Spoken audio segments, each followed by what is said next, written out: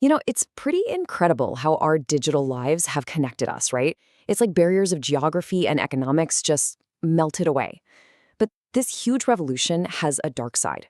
As our world has opened up online, so has the potential for people to use these amazing tools to cause real harm.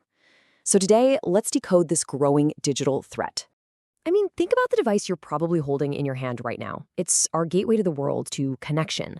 But for so many people, these are also being turned into weapons. And the evidence is really clear on this. Women and girls are disproportionately the ones who experience this specific type of harm. It's a growing global challenge. And there's a name for it: technology-facilitated gender-based violence, or TFGBV for short. Now, when you look at the definition, you can see this is so much more than just a mean comment on social media. We're talking about any digital tool being used to inflict physical, sexual, or psychological harm. Understanding just how broad this is, well, that's absolutely crucial to seeing the real scale of the problem. And look, this isn't some abstract issue happening thousands of miles away. It's right here in our region. This number, 49%, that's the percentage of women in neighboring Uganda who've actually reported online harassment. Just take a second to let that sink in. That is nearly 1 in every 2 women. This is not a niche problem, it's a mainstream crisis. But here's the thing. Even with statistics like that, we slam into this huge, dangerous barrier. It's a myth, really. A dismissal that just stops any meaningful action right in its tracks. It's this idea that because the violence happens through a screen, it's somehow less real than other kinds of abuse. And this quote just captures that sentiment perfectly. It's distressing, but it's not real. This is the very core of the problem we're talking about today. It's an attitude that completely trivializes immense suffering and, honestly, just fundamentally misunderstands what this violence actually is. And that's exactly where this societal myth turns into a systemic failure. Think about it. What happens when this idea, this "it's not real" idea, infects the very institutions that are supposed to give survivors justice and protection? So, let's shift from the myth to the reality. What the research shows is a widespread systemic failure to see TFGBV as a legitimate form of violence. It's nothing short of a crisis of recognition. And this shows you the devastating real-world results of that crisis.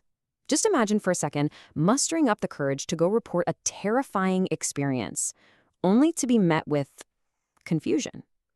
A key informant from Uganda shared that when survivors go to the police, they're literally asked, "What is that?" The authorities don't even have the words to understand the crime. So why is this happening? Well, the research points to a few critical breakdowns. First, there's just a massive lack of understanding at every level of authority. In some places, like Indonesia, it gets dismissed as a private matter. Our laws? They just can't keep up with how fast technology is changing. And at a really basic level, there is a huge lack of training for the very people who are supposed to investigate these crimes. And let's be really, really clear here. This is not just a simple knowledge gap. It's an active failure of the entire system, and it's a failure that abandons survivors, leaving them to face this terrifying, isolating experience completely on their own. Which, of course, brings us to the real-world impact of this dismissal. Because when violence isn't recognized, the harm it causes doesn't just vanish into thin air. If anything, it gets amplified. This really gets to the heart of it all.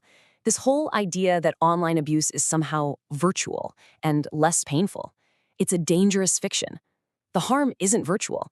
The pain, the fear, the trauma, it is all 100% real. The report documents just how devastating these consequences are. Survivors of TFGBV suffer from severe psychological harm. We're talking about anxiety, depression, crippling fear.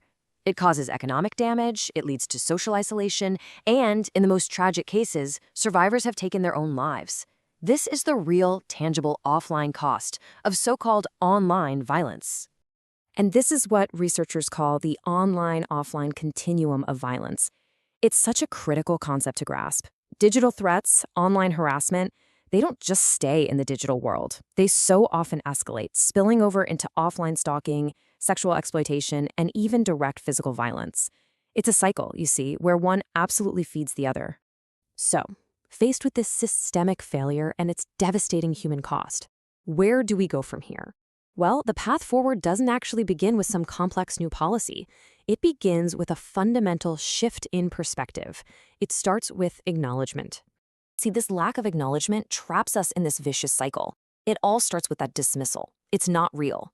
That leads to survivors staying silent because they're afraid they won't be believed.